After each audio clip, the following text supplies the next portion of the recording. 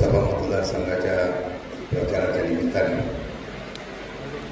माझ्या प्रचारासाठी उपस्थित असलेले, त्यांची निवडणूक असताना सुद्धा माझ्यासाठी उपस्थित राहिलेले आदरणीय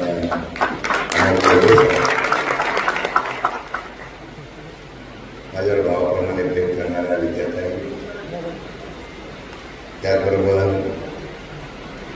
या ठिकाणी उपस्थित असलेले तालुक्याचे अध्यक्ष दिलीप बाबर, नितीन सावंत, सचिन मोहिते, विलास पिसाळ, अजित यादव, चंद्रकांत माळ, गायकवाड, प्रसाद सुर्वे, विलास शिंदे, विलास पिसाळ, प्रताप यादव, विजयसिंह पिसाळ, जयदीप नवरे, प्रतापराव देशमुख, तेजस्वी शिंदे, मनसुख देवकाई, सचिन जाधव, जयदीप शिंदे, सरपंच पाटवान, या सर्व पक्षाचे पवारसाहेब वगैरे आमचे स्वतंत्र सैनिक या ठिकाणी उपस्थित असलेले, पवारसाहेब प्रयत्न करताना सर्व उपस्थित व्यासपीठावर शिवसेनेचे सर्व पदाधिकारी, काँग्रेसचे पदाधिकारी, विविध संघटनेचे आपचे सगळे पदाधिकारी आणि उपस्थित बंधूंपर्यंत माझ्या पत्रकार मित्रांनो, सर्वांना माझं वाटतं आहे की छत्रपतीच्या विरोधात लढताना असताना प्रत्यक्ष संभाजीराजे माझ्याकडे जाण्यासाठी आला.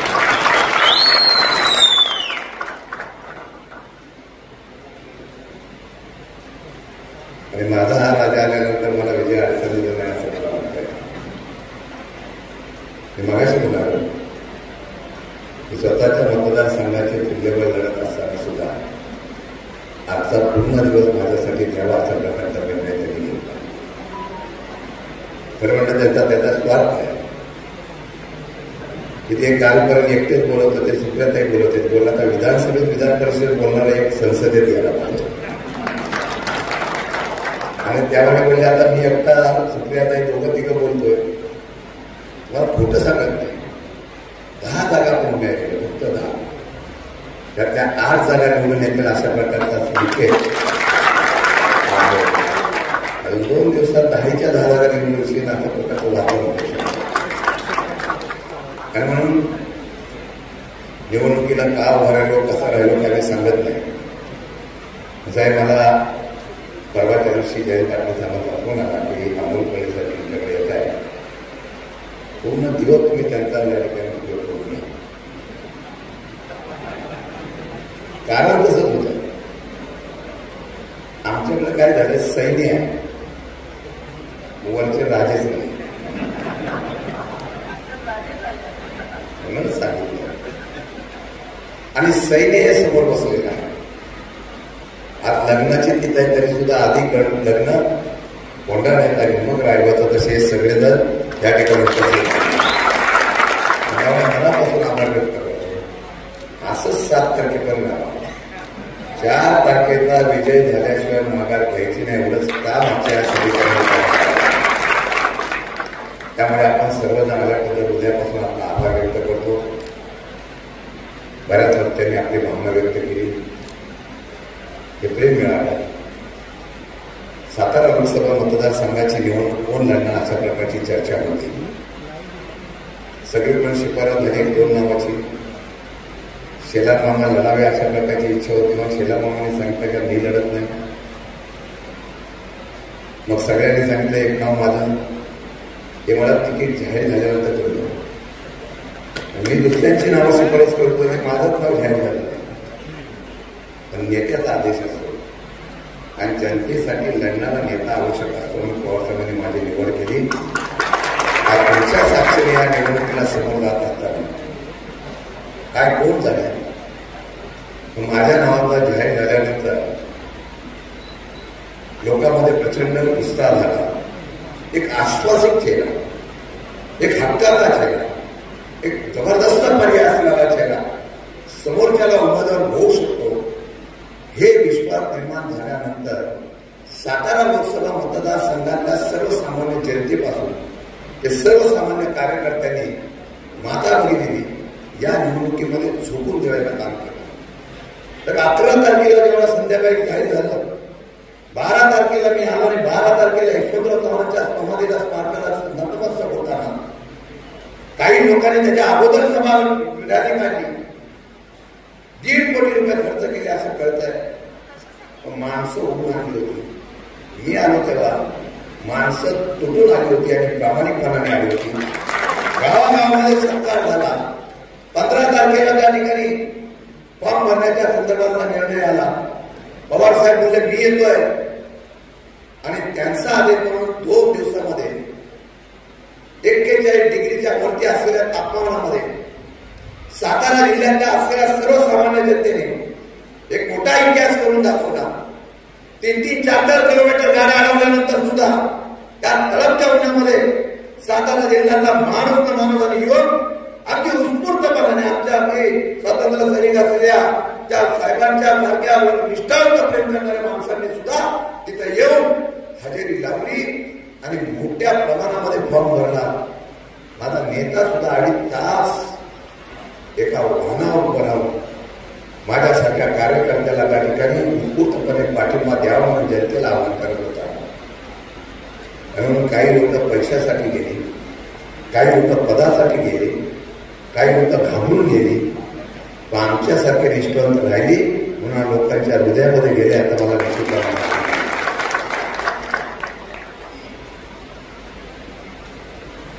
अमोलपणे उभे राहिले.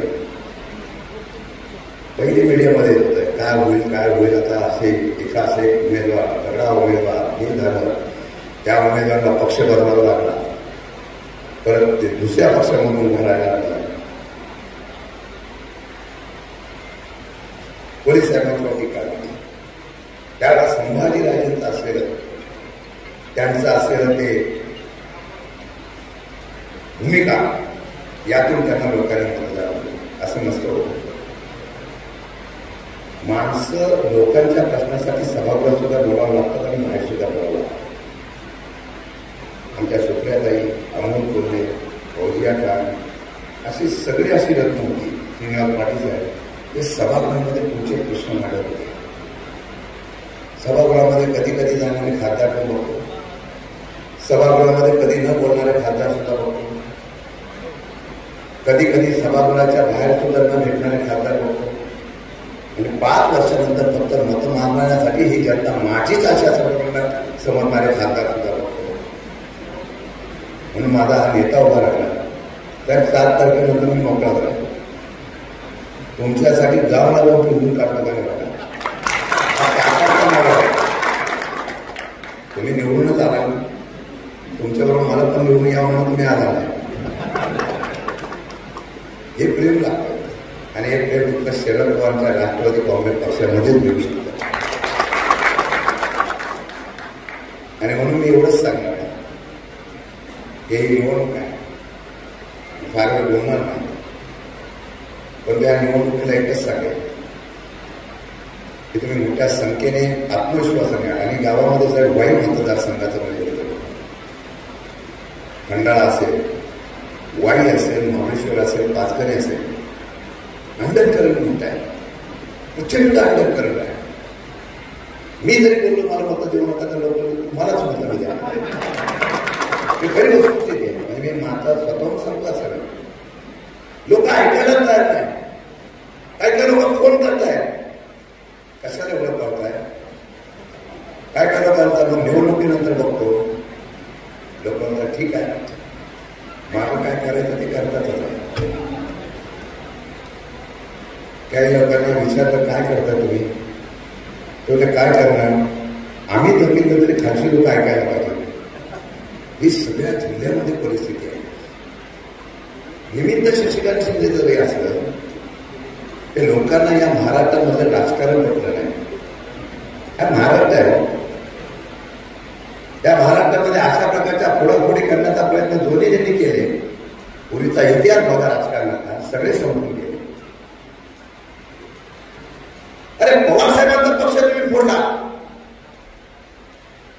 पवारसाहेबांचा चिन्ह तुम्ही घेतला, पक्ष घेतला, नेते घेतले. आणि उद्धव बाळासाहेब ठाकरेंची शिवसेना सुद्धा तुम्ही फोडली. कायद्याचा आणि अधिकाराचा अरे माप वापरून त्यांचं चिन्ह सुद्धा काढून घेतलं. ते जनतेला पटलेलं नाही आणि जनतेला पटलं नाही म्हणून जनता फक्त निवडणुकीची वाट बघत होते. आणि आज निवडणूक लागल्यानंतर सांगतो हे म्हणतात 40 पार 40 पार 40 पार. आणि या महाराष्ट्रातली ज्याचं लोकसभेमध्ये सत्ता जिंकली, लोकसभेचे खासदार भाजपने जिंकले, तरच केंद्रामध्ये हे पोहोचू शकतात. हा त्यांना असलेला विश्वास असणार तो फक्त महाराष्ट्र राज्यावर आहे. आणि त्यांना वाटलं हे सगळे फोडलेले माणसं घेतल्यानंतर आम्ही 40 पारलो, काय काय तर आपल्या 48 पारलो. मग आम्ही काय करायला बसलो? आम्ही शिल्लक आहोत, प्रामाणिकपणाने लढणार आहोत. आणि म्हणून हे तुम्हाला आज सांगतो. काय मला एका चॅनलवाल्याने मुलाखत दिली, माझी मुलाखत घेतली. त्या मला गपचूप सांगत होता, काय मी विदर्भ मराठवाड्यामध्ये फिरलो, मराठवाड्यामधल्या 7 पैकी जागा 7 येतील अशा प्रकारची महाविकास आघाडीची परिस्थिती आहे. पश्चिम महाराष्ट्रात बोललेलं, पश्चिम महाराष्ट्रात स्वाभिमानाने उभा राहिलेला छत्रपती शिवाजी महाराजांचा महाराष्ट्र, चव्हाण साहेबांच्या आणि अनेक दिग्गज नेत्यांचा महाराष्ट्र, शरद पवार प्रेम करणारा हा महाराष्ट्र. या महाराष्ट्राच्या पश्चिम महाराष्ट्राचा निकाल वेगळा असेल असं मला वाटत नाही. आणि म्हणून या निवडणुकीला तुम्हाला एकच सांगणार आहे, आता राहिले फक्त 4-5 दिवस, रात्रीचा खेळ चालले अशा प्रकारचे प्रयत्न सुरू होते. सर्वांना माहिती आहे. काय खरं सांगतो, माणसांना असं तुम्ही सावधान, काय फरक पडत नाही सर, काळजी करू नका. आलं तर सोडू नका, पण मग तुतारीला द्यायचं. पैसा आपला आहे, सगळं आपलं आहे. आता त्यांना दुसरा पर्याय राहिलेला नाही. हो, परत 500ची नोटाबंदी केली तर काय सांगावं, कारण आम्हाला सगळीकडे आधार कार्डला जोडले. आता फक्त जाताना आधार कार्ड घेऊन जाऊ नका, एवढं फक्त राहिलं. काय त्यांना सांगा, सगळं इन्कम आधार कार्ड, सगळं इन्कम आधार कार्ड, सगळं इन्कम आधार कार्ड. काय करणार देशामध्ये कळत नाही. डिजिटल इंडिया, महासत्ता इंडिया. पहिला देशाचे संरक्षण करा, मग देशाच्या बाहेर आपण संरक्षणाची भाषा करू. पण प्रसिद्ध केलं जातं, असं प्रसिद्ध केलं जातं. कारण तुम्ही म्हणलं तसं माझा नेता इतका प्रसिद्ध करण्याचा जर प्रयत्न भाजप करता तसा झाला असता तर जगामधला सगळ्यात उत्कृष्ट नेत्यांना हा निश्चितपणाने प्रसिद्ध झाला. आमची यंत्रणा उद्यापर्यंत जाते, त्यांची यंत्रणा डिजिटलच्या माध्यमातून प्रसिद्ध होते. म्हणून आम्ही एवढंच सांगणार आहे, आम्ही शिलेला आहोत. आम्ही कसल्याची पर्वा कधीच केली नाही. आम्ही फक्त जाणीव ठेवली. कोण आम्हाला बोलले होते? एका साधा गुन्हा विभागातला असलेला डोंगर पर्यंत आपल्यासारखा एकदा माणूस साध्या कुटुंबात कोण उभा राहत नव्हता. मी साक्षीला आहे.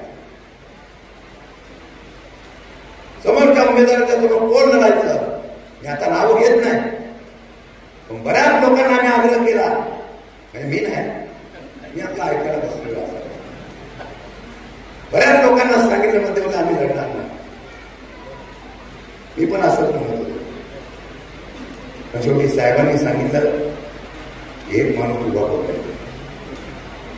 संभाजीराजे तर प्रसिद्ध होतेच, कलाकारापेक्षा खासदार प्रसिद्ध होतो हे दाखवण्याचा इतिहास होता.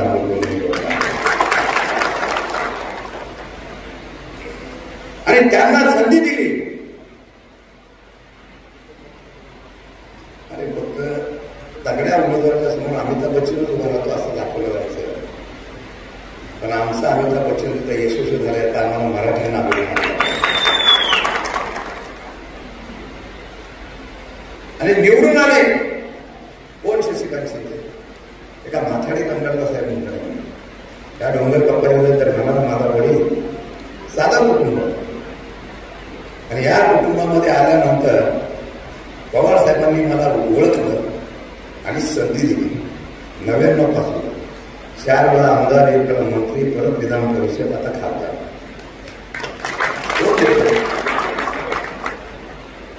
आणि अशा लोकांना आम्हाला जर ज्यांनी ओळख दिली त्यांना मी सोडायचं आणि धमक्यानं घालून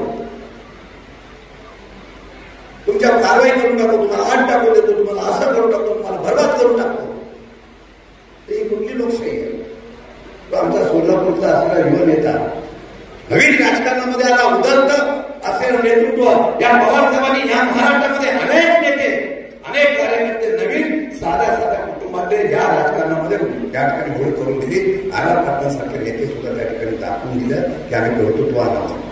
अभिजित पाटील निवडणुकीच्या कालावधीमध्ये त्यांच्यावर कारवाई करायची, कारण म्हाडाची जागा 100% महाविकास आघाडी जिंकते अशा प्रकारचं दिसल्यानंतर मग लढीचा डाव सुरू झाला. याला लोकशाही म्हणतात? कसली लोकशाही? अरे लोकांनी मत द्यावं निवडून देतो त्याला लोकशाही म्हटली पाहिजे, पण लोकांनी ज्याला मत देण्यासाठी जो नेता पुढे जातो त्याला दाबून मारून टाकायचा आणि मग लोकशाही निवडणूक जिंकलो अशा प्रकारचं चित्र निर्माण करण्याचा दुर्दैव या महाराष्ट्रात आणि देशामध्ये आहे. आणि माझ्यावर एक नव्हे 2 झाल्या. म्हणले आता अटक करतील, उद्या अटक करतील, परवा अटक करतील, म्हणून येऊन द्या. आणि तुम्हाला सांगतो मी त्या दिवशी भाषणामध्ये बोलतो, मी अटक झालो तर मी निमित्त असेल, यांच्या विरुद्ध लढणारा सातारा जिल्ह्यातला पुत्र हा निश्चितपणे उभा राहिल्याचा मला अभिमान असेल. आणि ते करताना सांगतो, सर्वजण बोललो तुम्ही शशिकांत शिंदे व्हा, तुम्ही शरद पवार असो, उद्या काय करतील सांगता येत नाही. पण माझी विनंती आहे, ही लढाई लोकशाहीच्या जिवंतपणाची आहे. काय 10 वर्षात मिळाली एकदा कधीतरी आपल्या अंतर्मनाला विचारा, जे गेले त्यांनी विचारा. सगळेजण बोलतात आता काय नाही, फक्त मोदी साहेबांसाठी आपण काम करायचं. अरे 10 वर्ष बोललंय का? तरी सुद्धा तुम्ही त्यांचं समर्थन करता. मला एकाने विचारलं, पंतप्रधान नरेंद्र मोदीबद्दल तुमचं मत काय? तर मी बोललो, खरं बोललो, मानव डॅशिंग आहे, मानव पर्सनली टाकणारा, मानव फार मोठ्या प्रमाणामध्ये स्वतःची इमेज वाढवणार आहे. फक्त ती इमेज वाढवताना ती कॉर्पोरेट बिल्डिंग असावी. ती मनमोहन सिंग, राजीव गांधी सारखी सर्वसामान्य जनतेची जर झाली ना तर नरेंद्र मोदी देशातले नव्हे जगातल्या सगळ्यात मोठे चांगले लोकप्रिय पंतप्रधान. आम्हाला गरज आहे सर्वसामान्य लोकांच्या प्रश्नाची. आज यांना विश्वास माझ्यावर काय नाही, त्यांना विश्वास एवढाच माझ्यावर की काय कळणार हा माणूस भेटेल, काय का होणार हा माणूस आमचे प्रश्न मांडेल, काय का होणार हा माणूस सातारा जिल्ह्याच्या विकासासाठी पुढाकार घेईल. काय आमच्याकडे आहे? सातारा शहरात आणि सातारा जिल्ह्याचा डेव्हलपमेंट बघितलीच आहे, पण त्यांना शहरीकरणाचा ढाचा कुठला आहे? अनेक जिल्हे या ठिकाणी विकसित झाले, आमचे जिल्हा आहे तसंच आहे. कधी कधी रात्रीची लाईट जाते, शहरीकरण कधी आम्हाला पाहायला मिळालं. MIDCची औद्योगिक क्षेत्र मला जमिनीचे शिक्के होते, तो विकेला शेतकऱ्यांच्यासाठी बोललो असेल. आणि पर्याय ना 10,000 एकरची जमीन कृषीगावांनी देत होतो कारभारासाठी, त्यावेळेला सरकार तुमचं होतं. त्यांनी माझी ती बैठक लावली नाही. 4 दिवशी पाणी म्हणलं, गणेश पाणी द्यायला सुरू केलं, तर ठराव करून दिला.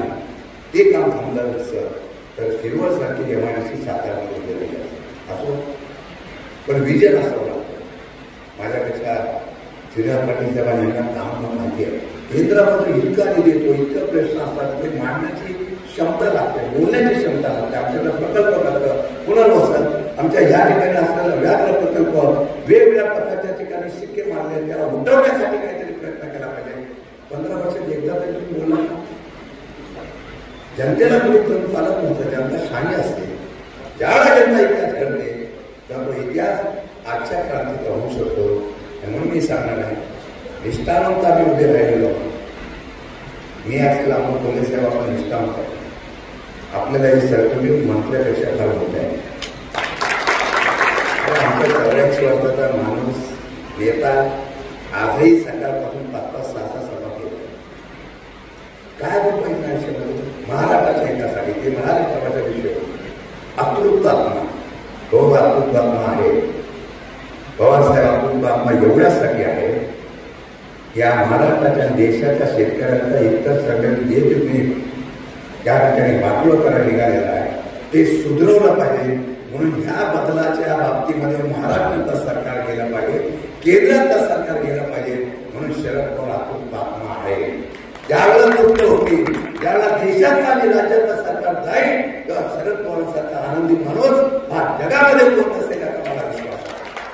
आणि साहेब हे सरकार जाणार,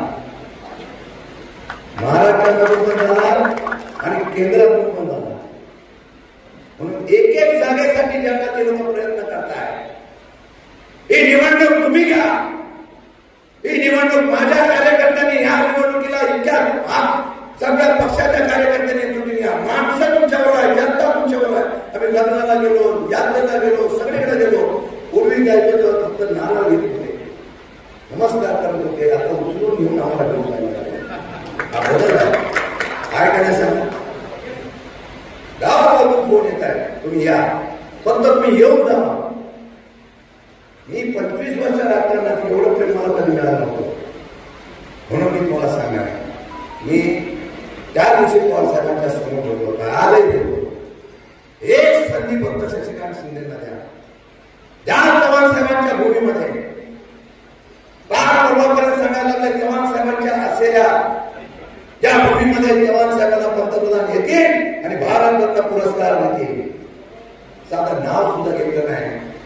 चव्हाण साहेबांच्या भूमिका आणि चव्हाण साहेबांचं महत्व साताऱ्याच्या 3 अक्षराचं महत्व एवढंच आहे की सह्याद्री हिमालयाच्या साथीला गेला. हा सातारा महाराष्ट्र आणि देशाच्या साथीला जाऊ शकतो, इतिहास घडू शकतो. पण हा सातारा बोलला पाहिजे.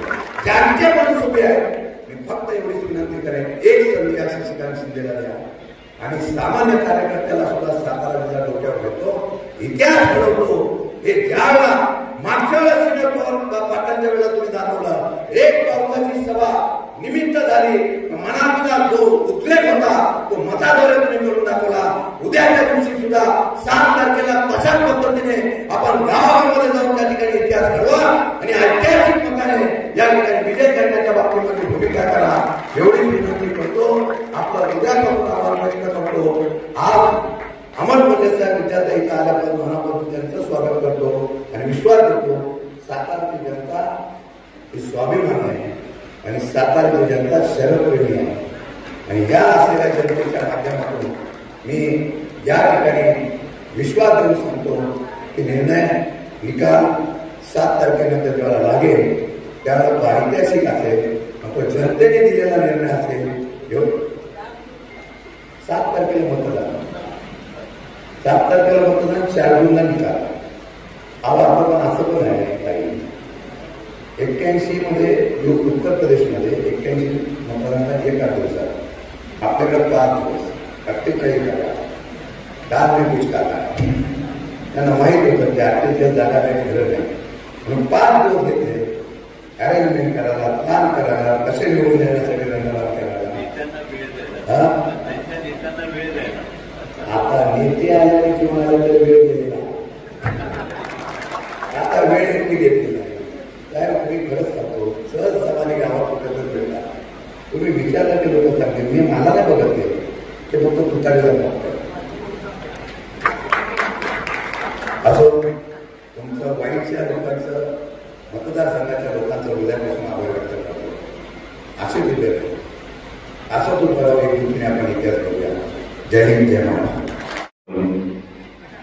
उभय हिंदुस्थान साराचं दैवत छत्रपती शिवाजी महाराज आणि छत्रपती शिवाजी महाराजांनी या महाराष्ट्राच्या मातीतल्या माणसाला जगावं कसं हे शिकवल्यानंतर याच मातीतल्या माणसाला शेवटच्या श्वासापर्यंत लढावं कसं हे शिकवणारे छत्रपती संभाजी महाराजांच्या पवित्र स्मृतींना अभिवादन करतो.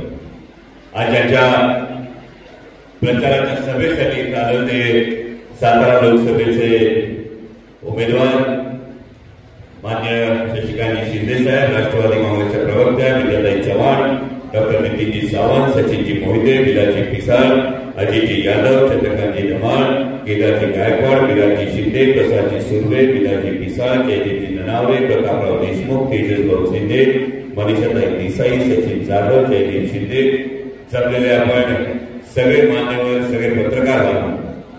खरं तर विद्यार्थी सगळ्यांनी तुम्ही सांगितलं की शिरूर लोकसभा मतदारसंघाची निवडणूक असताना सुद्धा, शिरूर लोकसभा मतदारसंघामध्ये मी उमेदवार असताना सुद्धा मी आज सातारा लोकसभा मतदारसंघामध्ये मान्य शशिकांतजी शिंदे साहेबांच्या प्रचारासाठी इथे आज सभा घेतोय. याची 2 फार महत्वाची कारण.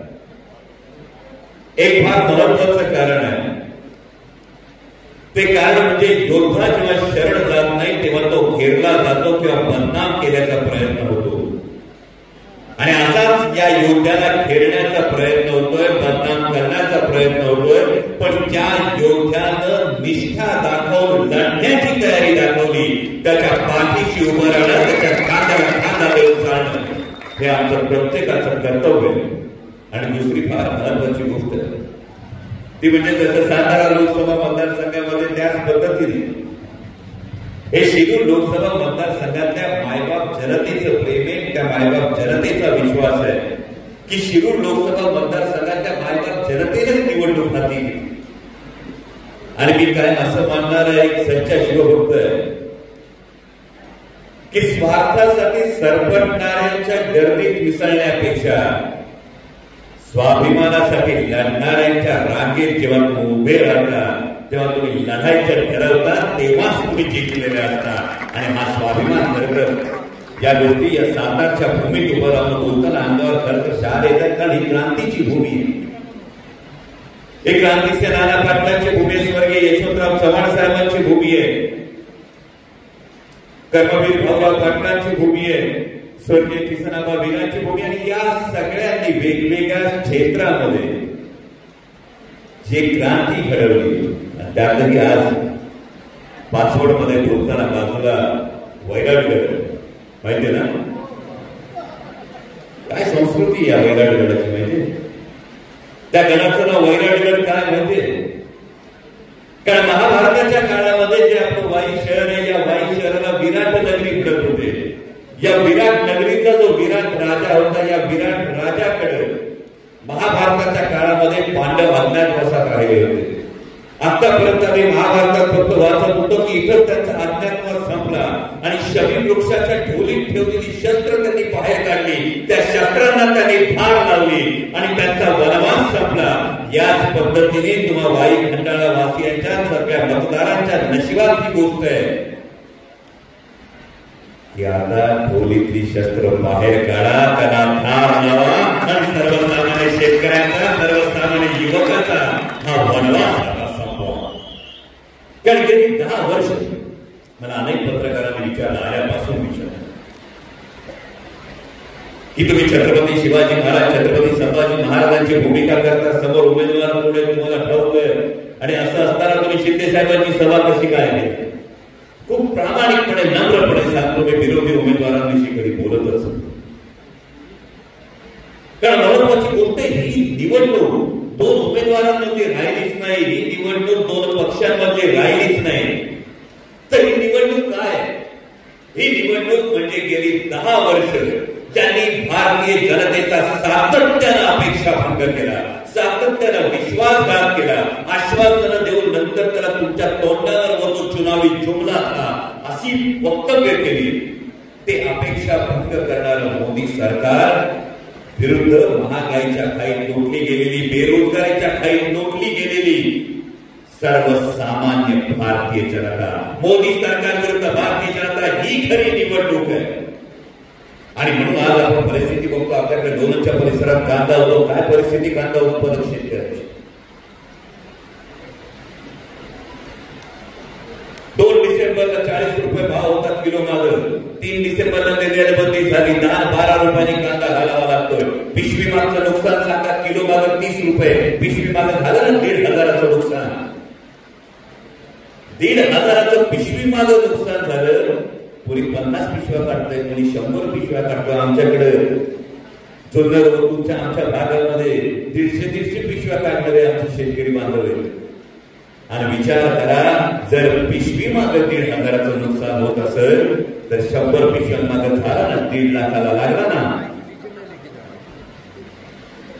आणि तोंडावर काय फेकले जातात? 17 रुपये. आणि काय सांगितलं जातं? किसान सन्मान. विचार करा, जर पिशवी मागे 1,500चं नुकसान होतं, 100 पिशव्यांमागे 1.5 लाखाचं नुकसान होतं, 6,000चं जर तुम्ही कौतुक सांगत असाल तर या सर्वसामान्य शेतकऱ्याला आज हा प्रश्न पडतो की हे नेमकं काय? आपला सातारा जिल्हा सैनिक भरतीसाठी प्रसिद्ध आहे. जिल्ह्यात मिलिटरी हाफसिंगी सारखं गाव आहे का नाही? पण हे सगळं सैनिक भरती असताना आता सैनिक भरती होते का? तरुणांच्या नशिबामध्ये जे स्वप्न होतं, देशाच्या सीमांवर जाऊन देशाचं रक्षण करण्याचं जे स्वप्न होतं, त्या तरुणांच्या माथी मारण्यात आली अग्निवीर. कौतुक सांगितलं जातं अग्निवीरचं. अग्निवीर म्हणजे काय? तुमच्या लेकरांना अवघ 6 महिन्याचं ट्रेनिंग देणार आणि 4 वर्षाची नोकरी देणार. 17 ते 21 वयोगटातली पोरं विचार करा. 17 ते 21 वयोगटातल्या पोरांना हे फक्त 4 वर्षाची नोकरी देणार.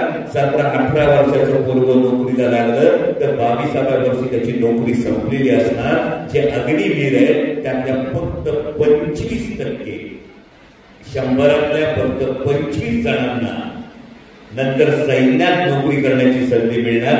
त्याची प्रोसेस, त्याचे टप्पे, त्याचे निकष अजूनपर्यंत सांगण्यात आलेले नाही. आणि मग असं सांगितलं जातं उरलेल्या 75% अग्निवीरांना बँका असतील, विमानतळ असतील, अशा ठिकाणी नोकरी मिळू शकते. पण जेव्हा देशातल्या 30 लाख सरकारी नोकऱ्या रिकाम्या आहेत, जेव्हा विमानतळ खासगी कंपन्यांना विकली जातात, शिपिंग कॉर्पोरेशन खासगी कंपन्यांना विकलं जातं, कंपन्यांना मागून कंपन्या जेव्हा काही खासगी उद्योगपतींना विकल्या जातात, सगळ्याचं खासगीकरण होत जातं. मग आमच्या अग्निवीरांच्या नशिबात नेमकं काय असणार हा प्रश्न विचारणं गरजेचं आहे. आणि म्हणून ही निवडणूक देशाची निवडणूक. आजही तुम्ही बघता चावडी असेल, पाटण असेल, या तालुक्यांमध्ये होणारं स्थलांतर आपण बघतो. आणि म्हणून ही निवडणूक जी होती ही एक स्वाभिमानाची निवडणूक होती. गमत होत बघाशी शिंदे साहेब बोलताना बोलले 2 मराठी माणसांनी निर्माण केलेले पक्ष फोडले गेले. वंदनीय हिंदू हृदय सम्राट शिवसेना प्रमुख बाळासाहेब ठाकरेंनी निर्माण केलेली शिवसेना फोडण्यात आली. मला बघायची हिंदी पत्रकार, इंग्लिश मध्ये इंटरव्ह्यू घेताना मला विचारत होते. त्यांनी मला प्रश्न विचारला की समाजवादी नव्हते म्हणून लोक पक्ष सोडून गेले. म्हटलं आमच्या बारक्या शेमड्या पोराला बी विचारा, पक्ष सोडून गेले की पक्ष फोडले गेले. जिल्हाध्यक्ष बाळासाहेबांचं मनापासून स्वागत आहे. आणि जेव्हा हे 2 पक्ष फोडले गेले तेव्हा शिंदे साहेब बरोबर असताना मला इतिहासातली एक गोष्ट आठवली. कारण या सातारच्या भूमीने एक फार महत्वाच्या एका गोष्टीची साक्षीदार ही सातारची भूमी होती. छत्रपती शिवाजी महाराजांचं देहावसान झालं होतं. अंतराळ छत्रपती शिवाजी महाराज विलीन झाले होते आणि रायगडावर कारस्थान नसलं होतं. इतिहासातले पात्र सुद्धा अजूनही बघा विद्याताई, रायगडावर कारस्थान रचलं गेलं होतं. कारस्थान रचलं होतं अनाजी भक्तांनी खाली कोल्हापूरला पन्हाळ्याच्या परिसरात शापूराचे वास्तव्याला होते. आणि राजांना मंचकावर बसवायचं, छत्रपतीच्या घराण्याचं फूट पाडायची, असं कारस्थान रचलं गेलं होतं. आणि अनाजी पंत सातारच्या भूमीत आले. अनाजी पंतांनी सातारच्या भूमीमध्ये तळवीला मुक्काम होता हंबीरराव मोहित्यांचा.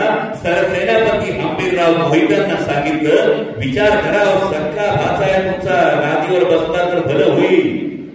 आमच्या सगळ्या कारभाऱ्यांच्या बंडामध्ये सहभागी व्हा, कोल्हापूरला चला, पन्हाळ्याला चला आणि शंभूराजांना जेरबंद करा. आणि सरसेनापती हंबीरराव मोहिते गरजले. या सातारच्या मातीतला निष्ठावान हा गरजला गद्दारी महाराष्ट्राच्या रक्तात नाही, ती सहन केली जाणार नाही. एवढं मोठं हे निष्ठेचं उदाहरण. मग शिंदे साहेब बोलताना म्हणाले आमच्याकडे सैन्य आहे, बरोबर ना? पण या महाराष्ट्राच्या मातीचा एक फार महत्वाचा इतिहास आहे. आमच्या गडूळपूरला छत्रपती संभाजी महाराजांनी आपलं सर्वस्व बलिदान केल्यानंतर, जीवाचं बलिदान केल्यानंतर खरं तर राजे आघाडीवर नव्हते. आघाडीवर छत्रपती लढत नसताना सुद्धा आपण प्रत्येकानं वर्णन ऐकलंय. इथंच गवताला पाने फुटले आणि प्रत्येक झोपडी किल्ला झाला आणि दिल्लीपतीची शेवटी कबर दख्खनच्या मातीत ठोकली गेली. हा महाराष्ट्राचा पराक्रम आहे. ही सर्वसामान्यांची लढाई. कोणीतरी येताना म्हटलं की गेल्या वेळी पाऊस, आणि आदरणीय शरदचंद्रजी पवार साहेबांनी पावसाची सभा. लोकांना फक्त पडलेला पाऊस दिसला, माध्यमांच्या कॅमेऱ्यांनी फक्त पडलेला पाऊस दिसला, लागल्या माणसाच्या फक्त पडलेल्या पावसाच्या दिसल्या. पण त्या पडलेल्या पावसाबरोबर सातारकरांच्या मनात असणारं आदरणीय शरदचंद्रजी पवार साहेबांचं प्रेम आणि त्या प्रेमापोटी फुललेला अंगार हा माध्यमांच्या कॅमेऱ्याने टिपला नाही. तो आता 7 तारखेला तुम्हाला दाखवून द्यायचा. हा सातारकरांचा स्वाभिमान, हा सातारकरांचं आदरणीय शरदचंद्रजी पवार साहेबांवरचं प्रेम हे आपल्याला दाखवून द्यायचं. आणि म्हणून मी जाता जाता फक्त एवढंच सांगतो, डॉलर उडवल्यानंतर चेहरं फुटणं किंवा आनंद वाटणं याविषयी कुणाचंच दुमत असण्याचं कारण नाही. परंतु देशाच्या लोकसभेच्या निवडणुकीचा विचार करत असताना माझ्या सर्वसामान्य शेतकऱ्याच्या शेतमालाला हमी भाव मिळून त्याची डॉलर टाईट झाली पाहिजे, माझ्या तरुणाला रोजगार मिळून त्याची डॉलर टाईट झाली पाहिजे, आणि माझ्या माता भगिनीला महागाईपासून दिलासा मिळून तिची डॉलर टाईट झाली पाहिजे. याचा मात्र आपण प्रामाणिकपणे विचार करा. पण आपण फार नशिबवान, विशेषतः सातारा लोकसभा मतदारसंघातला मायबाप मतदार प्रचंड नशिबाने माणूस आहे. अहो बाकी सगळीकडे सगळ्या मतदारसंघामध्ये एक खासदार निवडणूक करा तुम्हाला. 7 तारखेला मतदान, ठीक आहे, जिथं जिथं 7 तारखेला मतदान आहे. उमेदवार किती बी असले तरी खासदार किती निवडणार बुधवारी साहेब? एकच निवडला जाणार. सातारकर जनता केवढी नशीबवान याचा विचार करा. सातारकर जनतेला संधी आलेली आहे की 7 तारखेला सातारला 2 खासदार असतील. याची काळजी सातारकर शून्य जनता ही नक्की घेईल. कारण राजघराण्यातले राजगादीचे जे वारसदार ते राज्यसभेत अजून 2.5 वर्ष बाकी आहे. त्यामुळे राजघराण्याचे राजगादीचे वारसदार राज्यसभेत आणि लोकनेता असलेले शशिकांत शिंदे साहेब हे लोकसभेत एवढी मोठी शक्ती सातारकर शून्य मतदार कसा बाजूला. बाबा मला माहितीये तुमच्या मनात काय आहे. माझ्याही मनात तेवढाच आदर राजगादीला तो कधीच कमी होणार नाही. मी खूप जबाबदारीने सांगतो, छत्रपतींच्या गादीचा माझ्या मनातला आदर हा कधीच कमी होणार नाही. पण सातारकरांचं ठरलंय की छत्रपतींच्या गादीला मुजरा करायचा, तुतारी वाजवायची. तर मुजरा कसा देखना दिसतोय ते बघा. कारण आपण काय म्हणतो की व्यक्तिगत संबंध वेगळे, राजकीय भूमिका वेगळी, आणि त्यामुळेच व्यक्तिगत मध्ये जे काही संबंध आहे त्यामुळेच हे सांगतो कि महाराज साहब आपसे बैर नहीं. खूप शब्द, महाराज साहब आपसे बैर नहीं लेकिन बीजेपी तेरी खैर नहीं, हे आता सातारकरांनी ठरवलंय. आणि म्हणूनच तुम्हा सगळ्यांना विनंती, 7 तारखेला मतदान गाफील राहू नका. बाबांनो मला फोन आला नाही, मला कोणी सांगितलं नाही, मला तेजस माझ्यापर्यंत पोहोचलं नाही, शिंदे साहेब माझ्यापर्यंत पोहोचले नाही. या कुठल्याही गोष्टीमध्ये तुम्हाला सगळ्यांना विनंती करतो, हात जोडून विनंती करतो, आमच्या गावापर्यंत उमेदवार आला नाही, आमच्या गावामध्ये उमेदवाराची सभा झाली नाही, या कुठल्याही गोष्टींचा विचार करू नका. कारण ही लढाई आहे स्वाभिमानाची, ही लढाई आहे संविधानाची, ही लढाई आहे विचारांची. और मैदानी जंग में किसी को बुलाया नहीं जाता, मैदानी जंग में किसी को बुलाया नहीं जाता. जिसका खून खौलता है वो खुद ब खुद चढ़ा आता है. आणि म्हणूनच सातारकरांना माझी कळकळीची विनंती आहे, येत्या 7 तारखेला ईव्हीएम वरचा आपला नंबर किती